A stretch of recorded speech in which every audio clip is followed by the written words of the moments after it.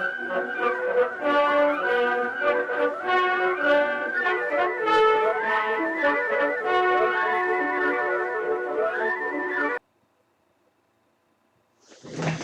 there! Today we're going to talk about this ink, which I always keep under my hat. It is Noodler's Whaler's Sepia, or Whaleman's Sepia, and the original name, as far as I'm concerned, is Manjiro Nakahama. This ink didn't come in this vial. It came in a 4.5 ounce bottle, and I've thrown away pretty much everything of it except for this vial, which I kept for sentimental reasons, I suppose. People have asked me to review an ink that I don't particularly like. This is it. The reason is that in many pens I found this ink is so excessively dry that it simply will not write. Now, I was surprised to see that in many of the pens I use today, it did write reasonably well, but even so, it wasn't the dry side. There was quite a lot of skipping going on, much more than I'm used to. And when I bought this in a 4.5 ounce bottle, I got one of those preppy pens with it. I put this in there as an eyedropper, as an eyedropper mode pen, and it wrote for a day and then it just dried out completely and it wouldn't write again. And I've heard from more people that they have this experience. So apparently this is an ink that will run on the dry side. It's also a funny ink. I think if you pour bleach on this, it turns orange or something. I'm not in the habit of pouring bleach on my writing, but if you are, then apparently that's a nice effect. Another thing that I would like to point out, and I hope that other people have this and can confirm this so that I'm not actually crazy, this smells like some type of chemical chocolate milk. I kid you not. It's almost like chocolate milk. I'm not sure what I'm inhaling here that gives it that smell. Heaven knows, maybe this is chocolate milk. I don't know what happened here, but it's okay. It's a brown ink. When you write it, when it's wet, when it dries up, it's a very dark grayish color. There's an extensive video on this by Mr. Nathan Tardif, the person who has made this. Check it out on YouTube, and that's all there's to it. So I think I should now give you a writing sample, and that's it. So I hope that's going to be useful, and I'll see you later. Bye bye. Okay, whoops.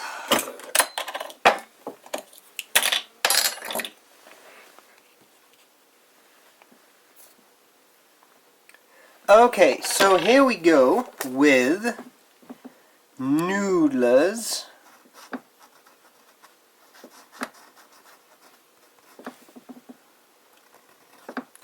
Manjiro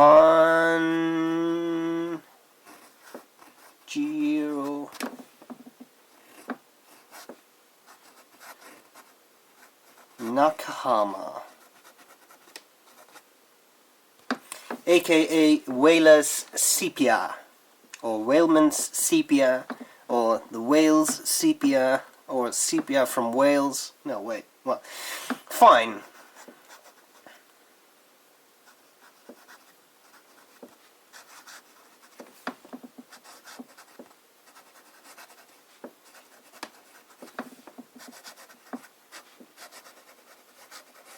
The ink is dry, but it is not so dry that it's skipped here. I'd used too light of a pressure, of what we call that, too little pressure there. So bear that in mind, please. Here we have medium.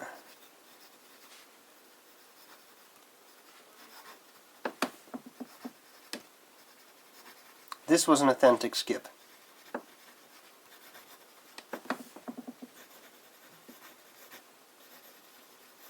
So with these. I've inked up these pens the exact same way I usually do, etc. So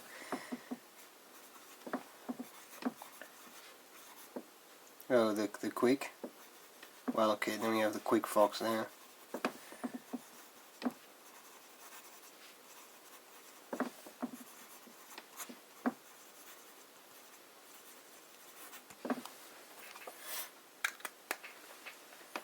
This is a very wet pen, and you see that it flows fairly well in there. You should also be noticing by now that when this ink is wet, it's actually quite brown. once it dries up, it turns into a sort of weird, very dark grey. Personally, I don't care much for that effect, but I'm sure there are people out there who do. So, I mean, that's a matter of taste, of course. Metallic.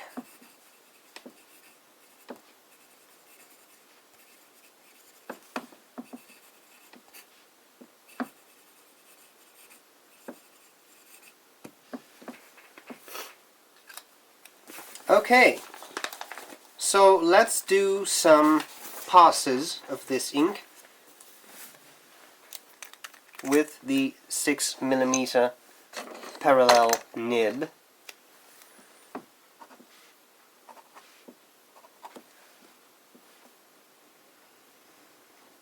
Notice that this is a beautiful brown. I mean, I really think that's great.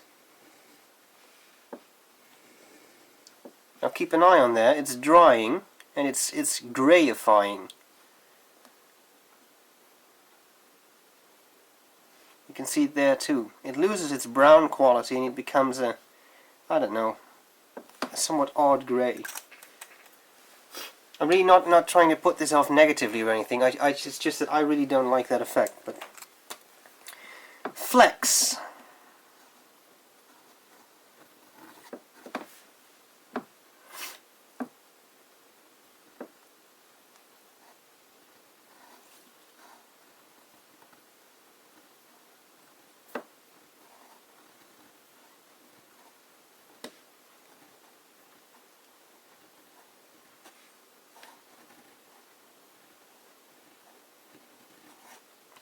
It's true.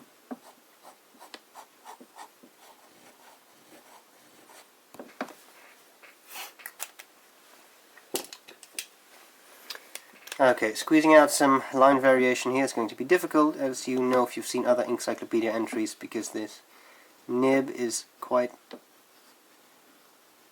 hard.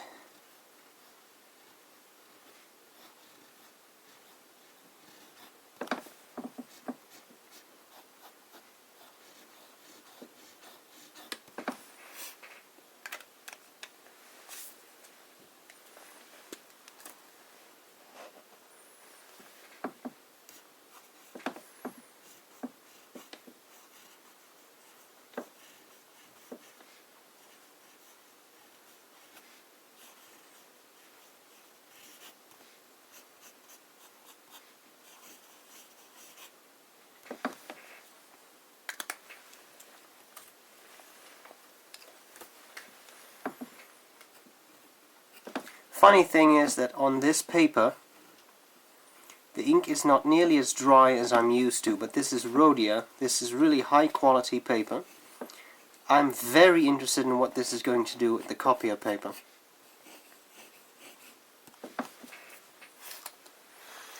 Let's go back for a second pass. So this is now turned into a dark grey. Now it's brown again.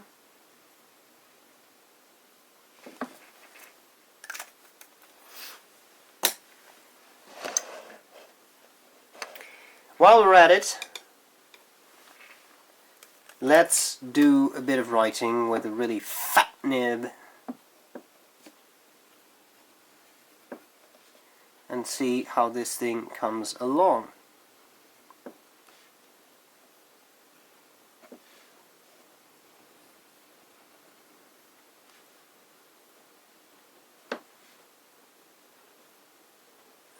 This is a W, should you wonder.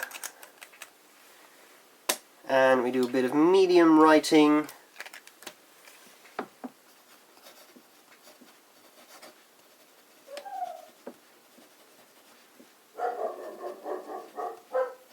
Ballpoint user at the door. Frodo, there's someone at the door. Let me see. What else should I do? Oh, I know. It's time for the moment you've all been waiting for. The Tardif test.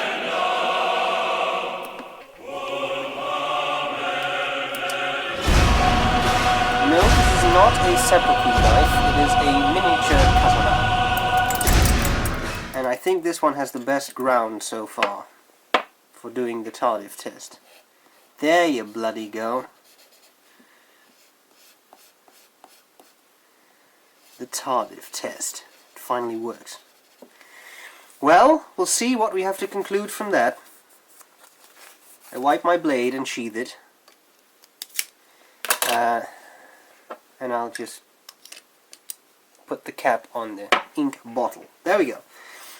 OBKB. I'm really getting that odd chemical chocolate smell right now. It's because of this, of course. It's really strange. I would like to know if anyone who has used this ink has experienced that same odd smell, because it's very pronounced. Whoops. And it's kind of odd. Okay, third pass there. I'll come back to that later. I want to see the eyedropper of death.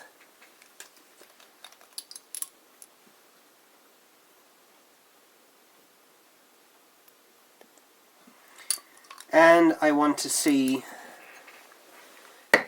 a brush with some water.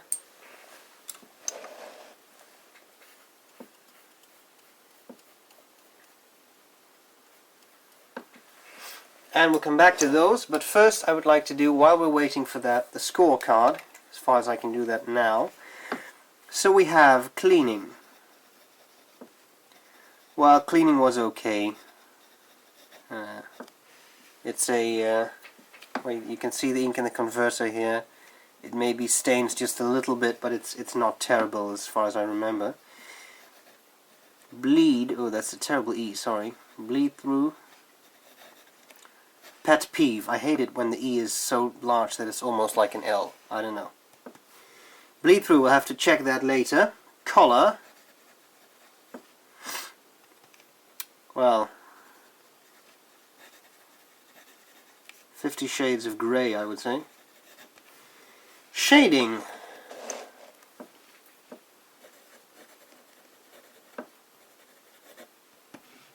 Well, none. I don't really see any shading. I mean, I don't know about you, I just see a dark greyish mass there. Maybe it's just a little bit there, but it's almost, I mean, it's, no. I would say that's no shading. Sorry. What else have we got? Flow. See, again we get this sort of Skippy. Flow. Skippy. It's Skippy the bush kangaroo, Rhodia. Flow. What we got with flow? Well, it's dry. I will say dry to okay, because apparently on this paper it's not so bad, but I'll see what it does in the copier paper, maybe come back to that. Feathering. That too is something we need to see on the other paper. Drying time. Another skip there. And this pen is not particularly prone to skipping, so let me just point that out. Drying time. Well, drying time is, well, it's okay, I guess. Okay to good. This is Rhodia, so it's a little longer anyway. Waterproofness. Now that's an excellent question, isn't it? Waterproofness. Let's grab a tissue. Get rid of that excess water. Let's turn this odd reddish thing, which I think was part of the attractions of the ink. So I would say it's definitely waterproof. The reading has almost, well, hasn't really altered. This is still there completely, so I would say waterproofness is excellent. So if that's what you're looking for, an ink to use when you're whaling, then this is good. What do we deduce from the Tardif test? Yes, thank you. Well, it's a dark mass. There's some, you definitely see that some bits of that brown and a lot of the, well, the shades of grey, in all honesty. I mean, that's quite apparent here that you've got that. So there seems to be some shading here. I'm not sure whether you agree, but I don't see any shading there, and nothing noticeable. So yeah, there you have it. I think it's time for us to move on to copier paper and see what that does. or see what the ink does on that, or see what that does to the ink. All depending on your preference. It's still a free country. Okay. So, we start with some F writing.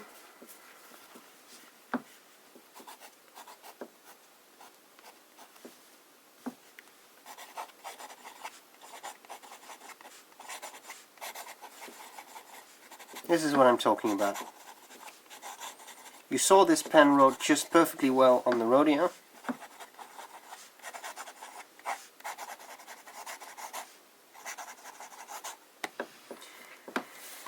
And now it's turned to skips or Russ. Maybe it's just that pen.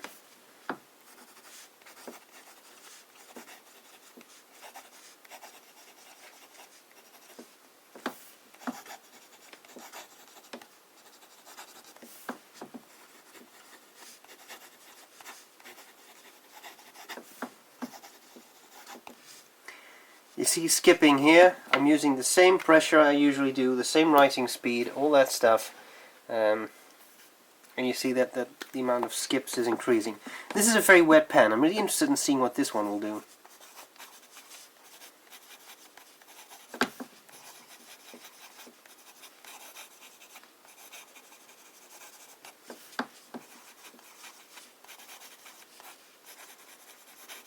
Nothing.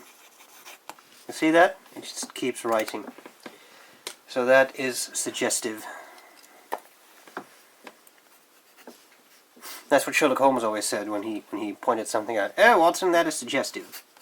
So that's what I like to do here. I don't get a chance to do that in daily life a whole lot, but in the Inkcyclopedia I guess I can get away with it.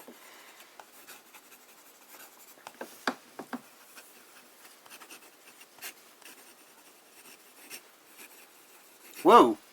What's this? What?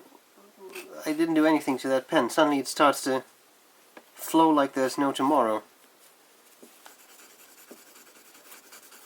Honestly, I've never experienced that with this pen. That an ink just blobs out like that. That is a little disturbing. But it could have been the pen. Converter is not particularly empty or anything. No expanded air. Or would be odd with a converter anyway, but you never know. Okay, well let's do some fat writing then.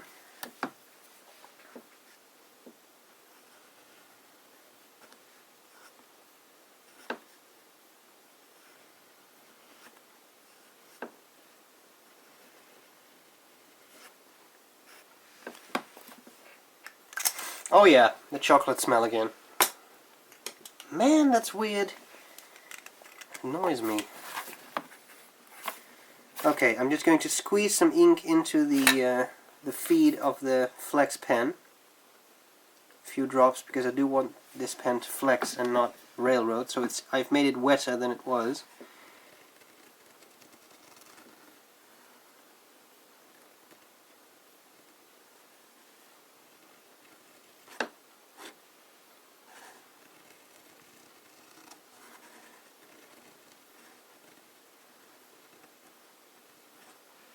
Flex. Fat.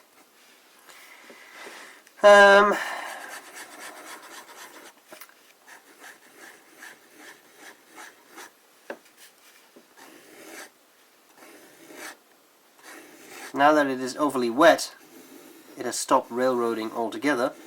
I shouldn't say overly wet, I haven't really made it wetter, I've just put some more ink in the feed. And now it doesn't really railroad. Funny! Okay, so what do we deduce here? Where's the cap? Here's the cap. This may have been the ink just, the pen just drying out a bit. So if I do a writing sample with that right now, F2, there we go again.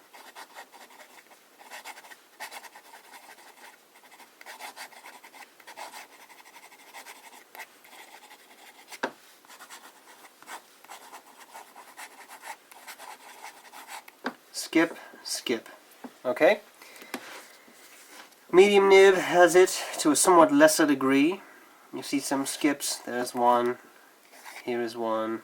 Here, there. At the broad nib there was no skipping whatsoever. What you do notice maybe is the feathering. There is some feathering. You see that with that. Let me see. You see that with this E. And here we go, E. You see that with the A. There's a little bit of feathering going on there. The italic seems to do fairly well. There's a little bit of a skip here and there. Suddenly you get the ink blob, which is a little odd, but okay. And here you got that dried up ink effect. You see, it's really a very dark grey now, I would say, no longer a brown.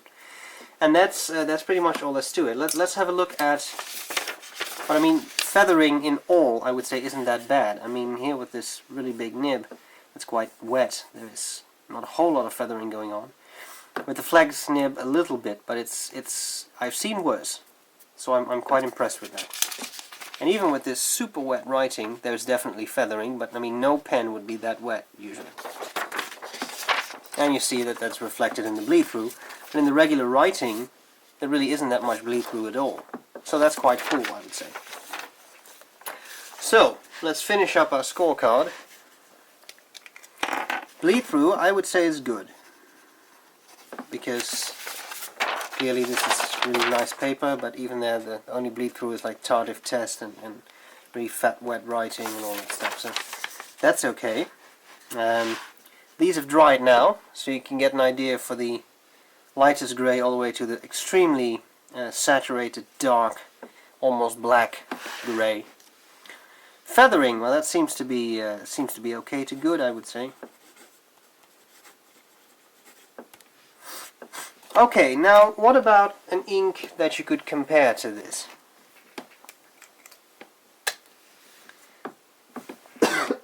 Sorry. So here we have nothing, because it doesn't write anymore. Here we have Waterman. No, not Waterman. Waterman? No, man. Whalers Sepia.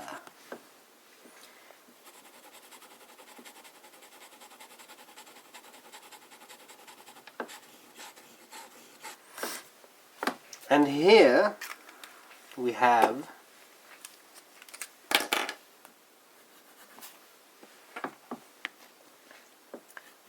Visconti Sepia. I would say the Visconti is somewhat browner. I think this is going to be very difficult to pick up from my camera here under these lighting circumstances, etc. This is a bit more of a brownish sepia, and this is more of a greyish sepia. But I think those two are fairly close in the color range. So, there you have it, and this one is not as dry. Just wanted to say that. In all, I think the dryness wasn't as bad as I feared it would be. But still, in all honesty, this is not my favorite ink of all time. Here we go. Noodler's Manjiro Nakahama. The Whaler Sepia. I hope this was useful, and I'll see you later.